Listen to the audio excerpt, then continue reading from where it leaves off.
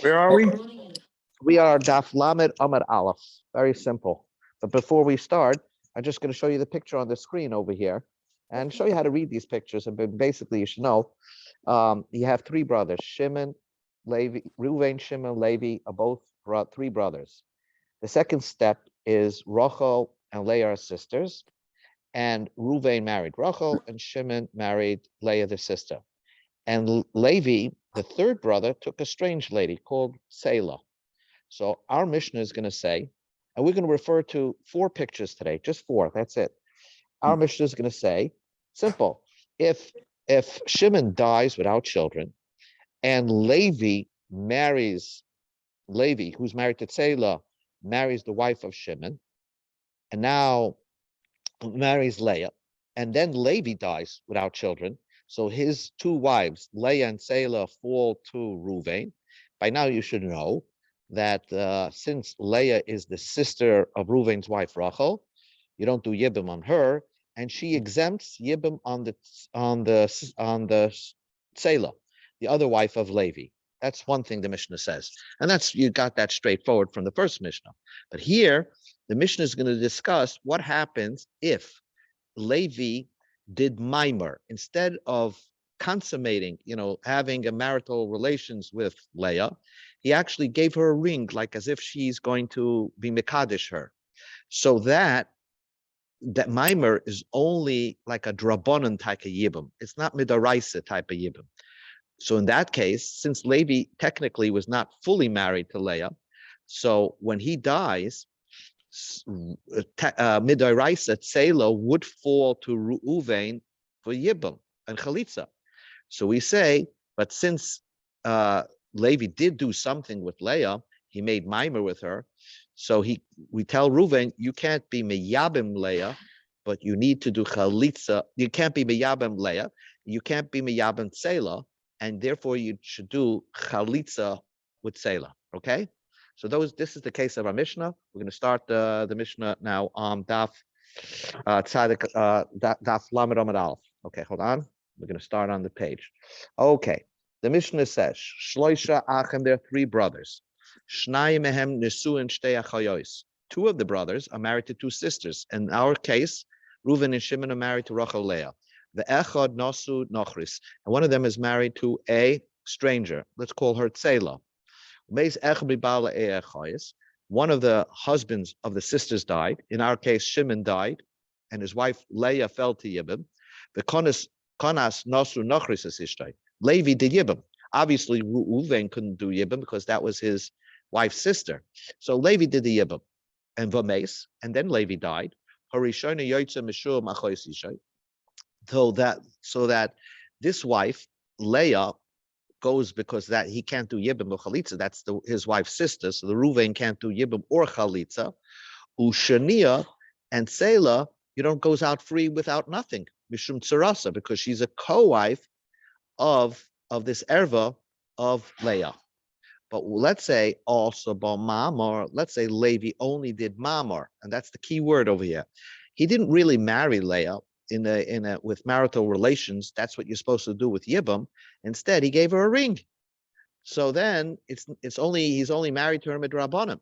So we look at it as if midaraisa Levi's only married to Tselah, and therefore Vames, when Levi dies, then nachris chaletzes loy misyabemes. Then Reuven, we don't allow him to do Yibam because Levi did something with Leah, but we tell Reuven, you must give chalitza for Selah and not do Yibam. So the Gemara says a comment over here. Tama the Ovid ba Mamar. The whole reason why Selah needs chalitza is you cannot do Yibam is because Levi did Mamar with Leah. Ha la Ovid ba Mamar. But if he did not do Mamar, let's say Levi didn't do anything with Leah. So then Levi died. So then Nachris Selah Yabume Name Miyabmo. Then Selah could do also for Reuven could also do Yibam for Selah, right? And you don't say that just because Levi at one point was bonded, there was a zika to Leah, we look at it as if he's married to Leah in Midrabanan. No, we say he's not married to Leah at all. He has no connection to Leah. And the only one that's falling to Yibam when Levi dies is his wife Tzela. And therefore, uh, when that happens, then actually Ruvain, obviously he will not do Yibam to Leah because that's his wife's sister, but he can do Yibam to the wife of Levi, which is Tzela. Rav Nachman says, Zoy Semeris, from this Mishnah you could learn, Ein Zika, when a woman falls to Yibam, she's not bonded to the Yavam, she's not bonded to the Yavam, even if there was even if there was only one brother. You see, when Reuven died and his wife Leah fell to Yibam, Reuven couldn't do Yibam. When Shimon died and his wife Leah fell to Yibam, Reuven could not do Yibam on Leah because he's married to Rachel. The only one that could have done Yibam potentially was Levi. And yet we don't say that there is Zika. Even if there's only one brother that has the possibility to do Yibam. So because of that, therefore, that's a proof from our Mishnah that we don't hold of this concept of Zika. Okay, so that takes care of the first case, the first Mishnah. Let's go to Mishnah, the second Mishnah. The second Mishnah of this page is this following case. Again, it's like all the permutations of three brothers, two of them marrying sisters. Here's the opposite case. You have three brothers, Reuven, Shimon, Levi. Reuven and Shimon are married sisters, Rachel and Leah, right? And Levi married Tzela. The first one that dies is Levi. Levi dies, and the Ishtoi, his wife Tzela, falls before Reuven and Shimon to Yibam because Tzela is not related to any of them, to Rachel or Leah. And what happened? Shimon chose to be the one to do Yibam, and he was Miyabim Tzela. That's why there's a green arrow to Tzela. Then Shimon dies without children. So that's simple. Now, Leah and Tzela are falling to Yibam. Since Reuven cannot do Yibam on Leah, so she goes free. Tzela, the co-wife, also goes free. But what happens if Shimon did only Maimer to Tzela? That's the same idea. He wasn't really married to Tzela. So then Reuven, obviously, when Shimon dies, Reuven does not do Yibam to Leah because it's his wife's sister, but Tzela still doesn't go free because she was never fully married to Shimon. And therefore, Reuven must give Chalitza to Tzela because she's a wife, she's a Yavama that's falling from Levi, and she was never fully married, fully finished the process with Shimon. So let's read the second Mishnah. The second Mishnah says like this. If three brothers, two of them marrying two sisters, and one is married a strange woman, and one of them married, one of the husbands of the sisters married the strange lady, Tzela, and then died. Like say in our case, Shimon died. Harishaina, his original wife, which is a sister of Reuven's wife, Shimon's original wife Leah, it's his wife's sister. Ushania Mishum Sarasa. The second one goes out because it's the co-wife. Also Bamaimar, but if he never fully married Tzela, V'meis, and then Shimon died, so really Tzela was never married at all, or was never Yibam, didn't complete a Yibam with Shimon. So she is still open season because from her first husband, Levi. So therefore, Nochris, because she's a strange woman, she doesn't go free because she's not really a co-wife of an Achais Yishta. And therefore, this strange woman, the Nochris means the unrelated woman, she gets Chalitza, not Yibam. So now the Gemara just says something interesting. Again, this Mishnah doesn't seem to be more of a novelty than what you see in the first Mishnah. Hasulamali. What do you need this Mishnah for? Hainu hach. This is the same case. In fact, the first Mishnah is a bigger chizdish. And so the first Mishnah is the bigger novelty, and this is the simple one. Hashta ma hasam, over there in the first Mishnah that we learned, that chais isha, that what? That the chais isha was falling to Yibam. Leah was falling to Yibam. That was the first Mishnah. Havitzara lenachris. She was only a co-wife to the to the unrelated woman, Selah, Amrit, you still say Nachris Asura. When Levi dies, you cannot do Yibam to unrelated wife. You must do only Chalitza for Selah. Hacha, or in our case, the Nachris have it Sorala Chaisija. Here, this Nachris was only a co-wife, a potential co-wife of Maimer to this Achais Isha. Like Kolshkin, of course, you can't do Yibam to this woman. You could only do Chalitza. So basically, what the Gemara is saying, very interesting, is that the first Mishnah is more of a novelty than this Mishnah. And I could have figured out from our first Mishnah the halacha in the second Mishnah. It's just reverse the order of somebody who died. So the Gemara says like this, and we think the Mishnayos were all taught in an order. It was not taught in order. Tana, our Tana that wrote the Mishnayos, that edited the Mishnayos, Hach Tana Bereisha. Actually, he wrote our Mishnah, the second Mishnah was actually read first, and then the first Mishnah, it should have been second. It should have been reversed order. And the first Mishnah is a chiddush because ha chazi le'teira v'shardia v'chada chazi li'suri. He thought originally that the first Mishnah that we learned today, perhaps we should say that you could do yibam on the nachris because he was married to that nachris, and that was Levi's wife. So when he died, you should be able to do yibam to tzela. And then he changed his mind. Then he said, no, since Levi did a mimer to Leah, therefore we're not going to let this tzela when Levi dies, we're not going to let tzela have yibam, because at the end of the day, she's a co-wife to a mimer achaisisha. Fine. So that's why the first Mishnah that we learned today was the bigger chiddush. But when he wrote it into the Mishnayos, v'aydid the chavivele, because it was beloved by him, and therefore because he thought it was a bigger chiddush, aktameh, he actually set it up that would be the first Mishnah that you learned. U'mishnah loizaza mim kaima.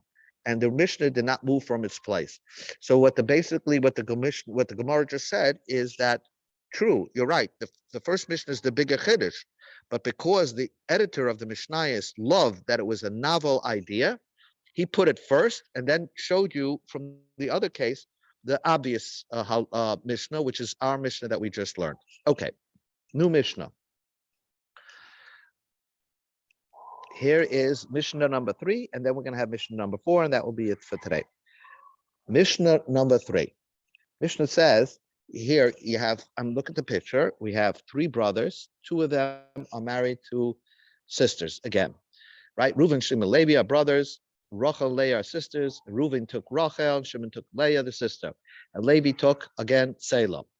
And then Shimon dies without children, so his wife falls to Yibam. Now, the only one that could do Yibam over here, obviously, is Levi, because he's not married to any of the sisters. So Levi does Yibam, and then Rachel died. Here, Reuven's wife died, and then Levi died. So now, before Levi did Yibam to Leah, Reuven was not allowed to marry Leah. Now that Levi did Yibam to Leah, and now Reuven's wife Rachel died, and then Levi dies, the Mishnah says she's osir to Reuven, because since at the moment that Shimon died, Rachel was still around, and Leah was his wife's sister. So at 1 second she was osir, and therefore your brother's wife, if she's osir for 1 second, at the first time that you could do Yibam, even though later on it turns out she's permitted, because when Rachel died, it's not his sister, it's not his wife's sister anymore. She's forever prohibited. Okay, so that's the novelty of this Mishnah. So let's do this Mishnah. Mishnah says, Mishnah number 3. You have shloisha achoyim, 3 brothers, 3 achim. Shnai mehem nesuim shtei achoyes, echad nasu nochris. 3 of them are married to 2 of them married to sisters, and 1 is married to a non-related woman. Meis echad mibalei choyes. One of the husbands of the sisters died. So the only one that could do yibam is the one that was married to the strange woman, to the unrelated woman. The konas nasu nachris es ishtay, the one that was married to the unrelated woman, married umesa ishta shasheni, and then one of the sisters, the wife of the other brother, his wife died. And then the brother that was married to the unrelated woman died. Now he's married now to the unrelated woman and to a former sister of the remaining brother's wife. Harezu asura olav ilamas. She's forever usher. Why? Because hoyel v'nesra olav achas. Because he was usher at one point. Once you're usher in one moment, you're forever usher. Amar Rav Yehuda Amar Rav. The Gemara says, Yehuda said in the name of Rav, Kol Yavama Sheinani Koirabah. Any Yavama that I cannot say about her. B'shas nefila Yavama Yava. At the moment, one time you could not do yibba with her.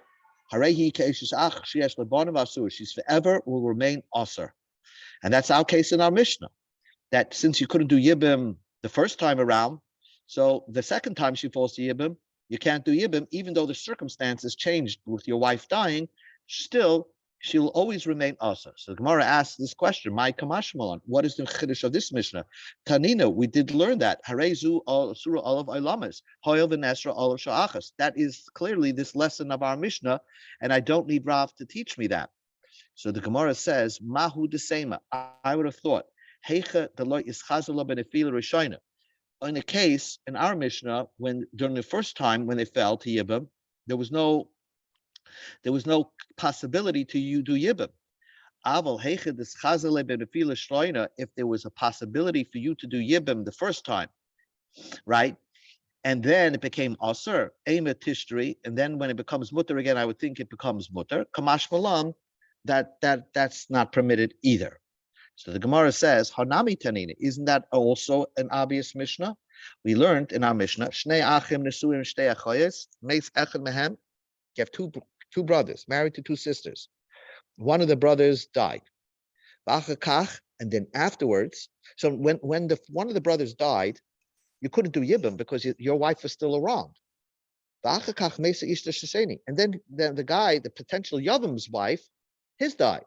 So now the Yavama that's still remaining is not doesn't have her sister died, so she potentially could be do Yibam with the remaining brother. Harezu asura olav ilamas, hoyel v'nesra olav sha'achash. So this is also, Mishnah says that he can't do Yibam because at the moment she first fell to Yibam, she couldn't. Now his wife died in the interim, still he can't do Yibam anymore because for one moment, for the 1 hour, he was prohibited for her, even though now the circumstances change with his wife dying, it doesn't work. So what again is the chiddush of Rav? The Gemara says, Mahu Desema, I would have thought, over there, here at one point, there was only one brother, right? So when there was only one remaining brother, let's say one brother died, and the sister was falling to Yibam. So now, at that moment, she went free. She was pushed out of the house completely. She went already free without chalitza and Yibam. So now, at that moment later, when his wife dies, you can't call her back and say, "Oh, we can do Yibam now with you." She went free already. Aval Hochar, in our case, where there was a brother who was not married to a sister. There was two brothers remaining. One married to a sister, and one married to a foreign lady. So the one married to the foreign lady could have potentially done Yibam. She wasn't pushed out of the house at all. Ema, I would have thought,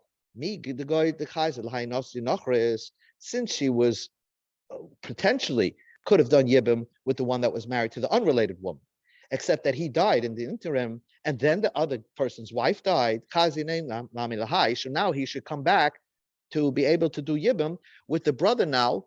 He was married to the sister, but we're talking about a case where the sister died. Kamash Malon, you don't say that. So all you need to remember over here is this basic concept that if a woman, when she falls to Yibam, and you can't do yibum with her because she's an erva, and then the erva changes, circumstances changes. No, too bad. You can't say now you could do yibum. Once for 1 hour, she was also, she remains also forever. One more Mishnah, and then we'll just run through it. Here's the last Mishnah over here of today. This is called Mishnah Dalet. Okay, you have a very interesting case. You have Reuven, Shimon, Levi.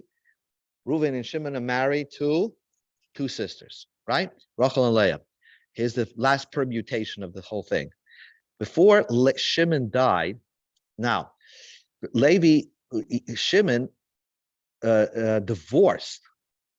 divorced Leah. Okay, then Levi dies. So Levi dies. Now Shimon's not married to Leah.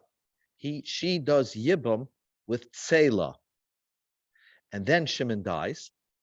So then the wife of Selah falls to Reuben for yibum, and there's what we said.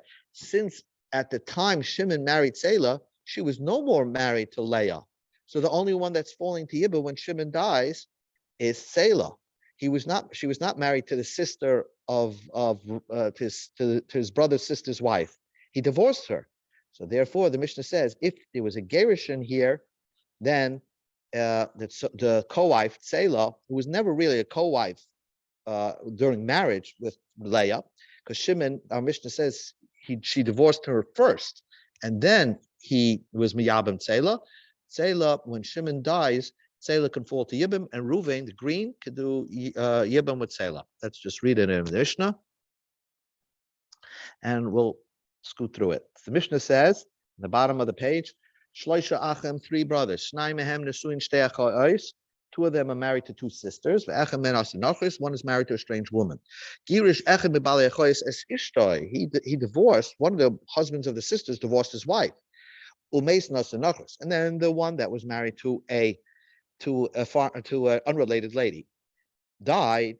V'konsa hamagash v'meis. And then the one that divorced his wife was did yibum the woman, the unrelated lady, and then he died.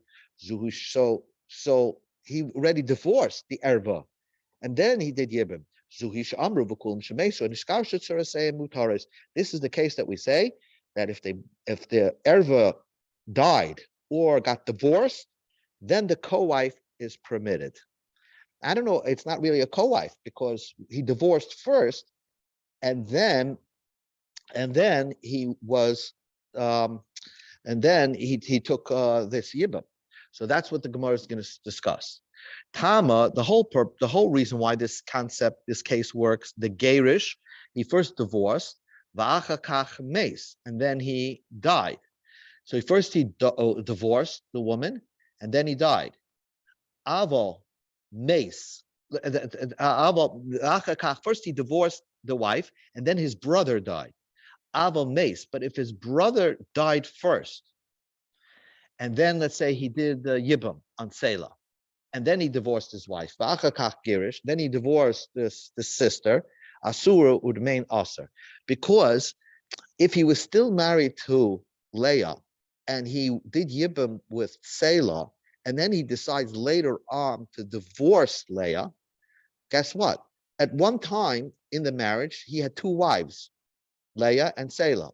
So even if he would divorce her later on, Selah will always be considered a co-wife of an achayis isha, so that if Shimon would die, then you don't do yibum on Selah. She goes free. Zois Ameres, from here you can prove. So the Gemara says, Amar Avashi, Zois Ameres, for our mission we can prove, Ye Zika Fila Betrei Achi. There is Zika even with when there is 2 brothers, because when Levi, the one that was married to the foreign lady, to the unrelated lady who died, she fell to yibum to both of them, and therefore even with 2 brothers. So in that case, automatically, if he divorced her later on, it doesn't work. It's only if he divorced her before his brother died. So now we have a stira, And this is how the Gemara is going to go into a cheshbon. We're going to go very quickly now. Rav Nachman Ashi Kasha the Rav Nachman. We just learned before that Rav Nachman on the top of the page said there's ein zika even if there's one brother, and here we're saying there's yesh zika even if there's two brothers. So we have basically a steerus of the Mishnayos, how you're supposed to learn the Mishnayos. Amalach Ravashi. Ravashi will say to you over here, really, Zuadin, the Afagav, the Loy over Bamama Nochras Michlatz Cholze. In that Mishnah over there, which we said that only if you did Maimir first and then the person died, it doesn't matter. Even if you didn't do Mamar, there always is a Zika. Okay? You always could only do Chalitza and not Yibam. Mamar didn't make it that you need to do Yibam, that Mamar didn't make it that you could only do Chalitza. Even if you didn't do Mamar, you should only do Chalitza. Why did the Mishnah say that in the first case of the first Mishnah that we learned today, that you did Mamar? This is coming to exclude that we don't go like Beis Shammai. The Amr, Beis Shammai said, Mamar koina, we go to Amud Beis. Mamar koina, hold on. Mamar koina kinyan gomer. So we don't go like that. Kamash Milan to life Beis Shammai. So we don't go like Beis Shammai. Okay? So now I'm just going to read the Gemara until the next Mishnah, and then we'll stop. So it's a cheshbon. But basically, you have to look back to the beginning of the Gemara, and the Gemara is basically saying that Rav Nachman will only come out like Rav Yirmiyah, and Rava will come out like Rav Ashi. And this is based on how to learn Pshat in our Mishnah versus the first Mishnah. Because our Mishnah seems to say that only if you divorced prior to the other foreign lady falling to Yibam, then it works. But you can't divorce later on. And in our first Mishnah, it seems to say that as long as you divorce later on, doesn't matter as long as when they fell to Yibam, the divorced lady's out the door, it still allows the other remaining brother to do Yibam. So this was a whole cheshbon in the Gemara previously, but we're going to read it now. Rav Nachman Kasher Rav Ashi v'chitem hu adin afil meis achar kach gerish tzaras muteres el zuhi lemute mai lemute kanes achar kach gerish. Our Mishnah is coming to exclude that only that if he married her and then divorced her, it would totally be different. So Rav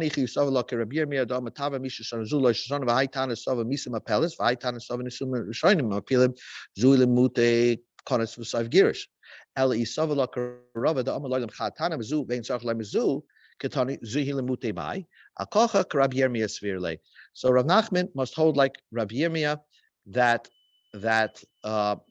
our Mishnah is arguing on the previous Mishnah. And what's the previous Mishnah holds? The previous Mishnah holds, very interesting, the previous Mishnah, the first Mishnah of the whole Masechta holds, what makes a woman fall to Yibam? When they're only at the death of the man, then they fall to Yibam. And you look at where the circumstance is at the death of the man. And if at that point he's not married to an erva, then the woman falls to Yibam. But in our Mishnah, it applies something else. It applies that we don't look when the person dies. We look even when he's married. Even if he was married and he was married to an erva, even though circumstances changed later on, but if at one point he was married to the erva, then the remaining woman, even after circumstances change, will always be called a tzaras erva, so that if that man dies, that woman goes free. That was the way Rabbi Yirmiyah learned. But Rava didn't learn that way. And the Gemara is going to say, if he holds like Rav Ashi, then everything makes sense. That there is no zika. So he must hold like Rav Ashi that there is zika. Okay, so I'm going to stop here. But basically, you learned a couple of Mishnayos that had to do with the two brothers marrying two sisters, and pending who died first, if pending if there was mimer done, if pending if there was a divorce happening in between. Okay. Yeah, it's very, very difficult. But I hope the pictures explain the cases of the Mishnah. They help greatly. Okay, Sure. that's all. There are 4 Mishnayos. That's all you have to have and know. All you have to know. That's the 4 different Mishnayos of 2 brothers and 1 married the strange lady. Okay. Ezra Hashem will be back to normal tomorrow. I'm hoping we get through this. This is we pull through. You get schar for this kind of hard learning. Thank you. Yeah. Thank you. Gute Nacht. Have fun.